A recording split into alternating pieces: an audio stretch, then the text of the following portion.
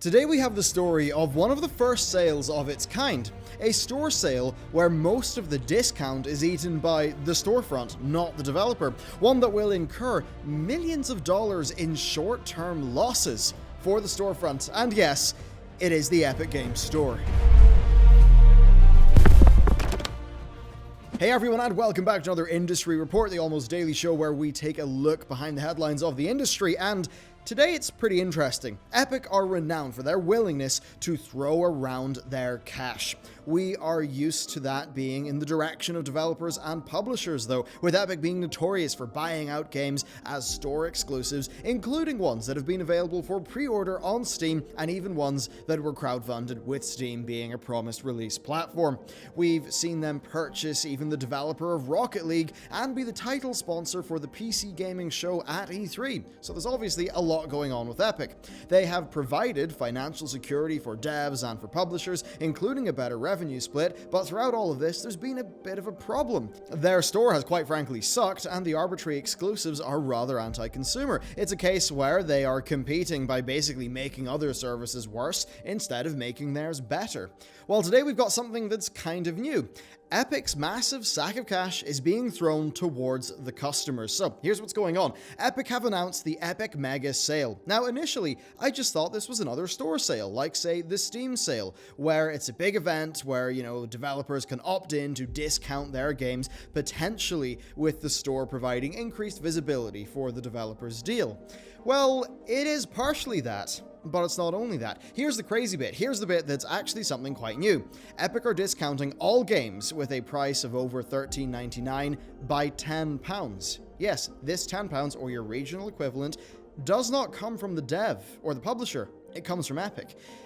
Epic are actually willing to burn millions upon millions of dollars to sweeten the pot with this store sale. And what's particularly interesting to me is how gameable the system is, and how Epic are clearly okay with that. Take The Walking Dead's final season. It's got a base price of $18.99 in the UK, the developer then discounted it down to $14.24, and then Epic chipped in their £10 discount, meaning that the final season of The Walking Dead currently costs £4.24. Yeah, that's the whole season for basically the price of a sandwich. Yet for the developers themselves, it's different. The game will sell for $4.24, the dev will get $4.24 from the customer, and then $10 from Epic, for a final sale price, in terms of the developer, of $14.24, even though the customer paid far less than that. And I'm pretty sure this is a first in terms of just a sale like this. Now, I'm sure stores have done specific deals in the past for, singular games, but as a store-wide venture, it's pretty mental, and being something that I think is a first for the industry, at least at this scale. Now, I'm not sure if the 88-12 split applies to the price with or without Epic's £10, or whatever your regional equivalent is, but either way, it's a hell of a situation. Now, the sale is massive because of this, but unlike the vast majority of sales, it's not really eating into the developer's bottom line all that much. Of course, for customers, this means that there are many great deals to be had, but that is all down to whether people are willing to bench their dissatisfaction with Epic Games as a company in order to get a good deal on a game that they want. I think that a relatively high percentage of people who watch this video will not be okay with that, but I think the vast majority of general gaming audiences, I think they will be fine with that, because they typically just want to play a game that they will enjoy and, just proceed to do that at the cheapest price possible, which totally does make sense. Now, before we hop over to analysis, there's another thing to point out. This also applies to all games currently up for pre-order, including Borderlands 3, Vampire the Masquerade Bloodlines 2, and Remedy's next game, Control. Even take something like Annapurna's Ashen. That's down from $31.99 to $13.99, which again is a pretty insane deal, especially remembering that that publisher will earn $23.99 from each sale. I mean, hell, take the Mike Bithell John Wick game. That's just been announced and just been put up for pre-order. It's down from $15.99 to $4.39. But of course, Mike & Co. will get $14.39 from each sale. Now, given the hype surrounding that IP, and then Mike himself being the developer of Thomas Was Alone, it's hard to imagine that game won't make its money back and then some, even during its pre-order phase. I mean, what Epic are doing here is just insane. It proves how much money they've got to throw around. They are going to lose millions on this short term. Take a game that would sell for $60, right? Maybe with the developer discounting that to $40. Epic will then bump that down to $30. Now, if Epic's 12% was coming from the customer's price, then that would be about $3.60.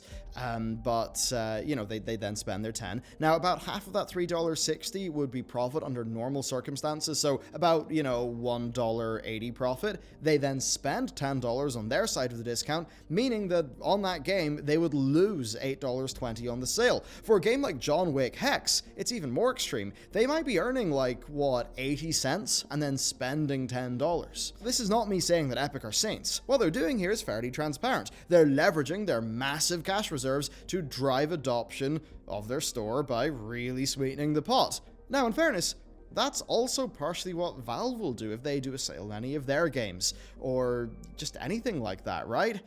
Just the only difference, I suppose, is that on a Steam sale, Valve still profit off those sales, and that really is not the case for Epic here, who are going to lose money on the vast majority of the sales made during this sale period.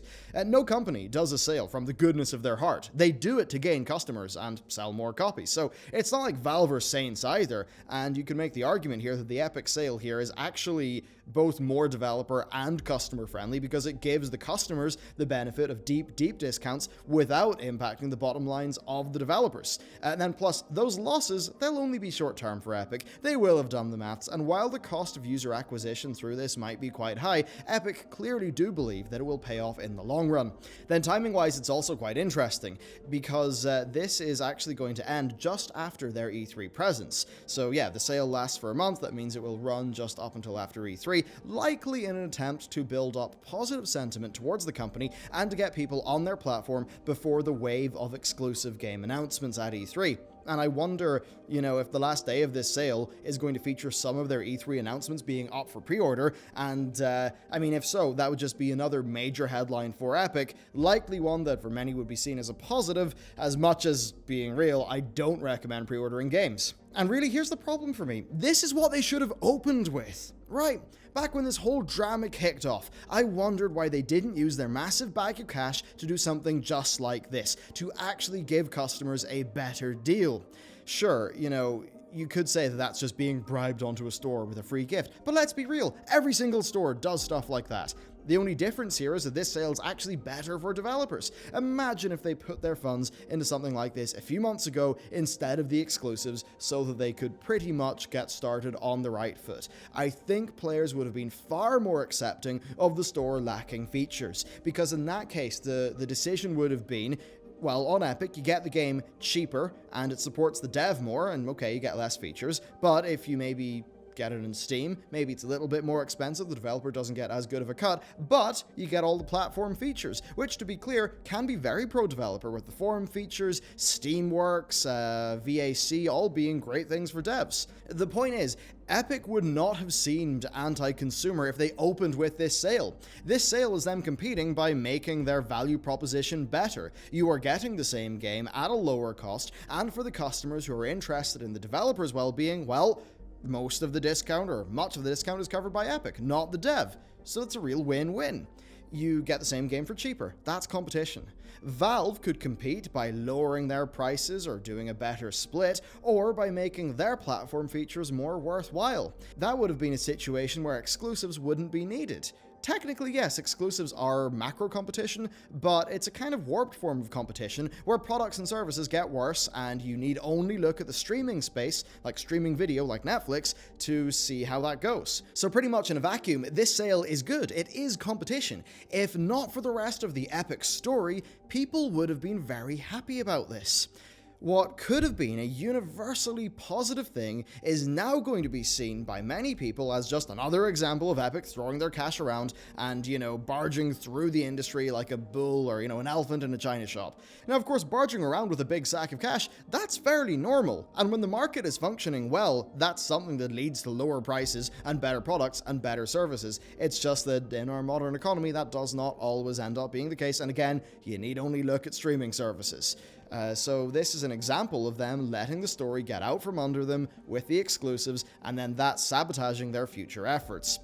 It certainly is a positive step to repair their public image though, but it likely won't last given how we know there are going to be loads of exclusive announcements at the PC gaming show during E3. So it is a strange situation. If anything, I think the core takeaway here is how much narrative and public relations color our opinions of events, and just the importance of having solid community relations. This is not going to be surprising to you, but turns out if you want to sell games to people, you should probably think about how those people feel and how your actions impact those people. With this sale, and honestly the very strong fortnightly free game for life thing that Epic do, their wins are mounting, but it's going to take a lot to get over the fundamental problem that many people have, and that is just that arbitrary exclusives suck. And then there's finally another thing on journalistic ethics. PC Gamer, come on, right.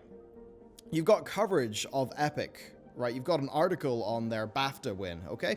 And the article's not unreasonable or anything like that, so that's fine. But Epic are also the presenting sponsor of your E3 show.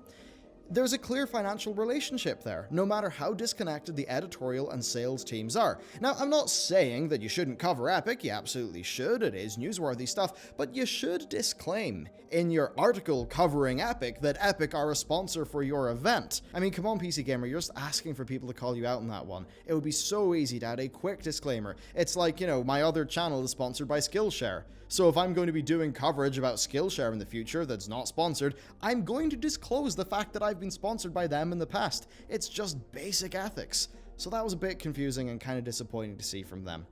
But anyway, that's it for this story. Please let me know what you feel, just what you think about this down in the comments below. I'm super keen to hear, like, if you're somebody who does not like exclusives, which I mean is like me, you know, is this still something you're going to be interested in doing? I'd love to hear what you think. So thank you very much for watching this video, and with that, I'll see you next time.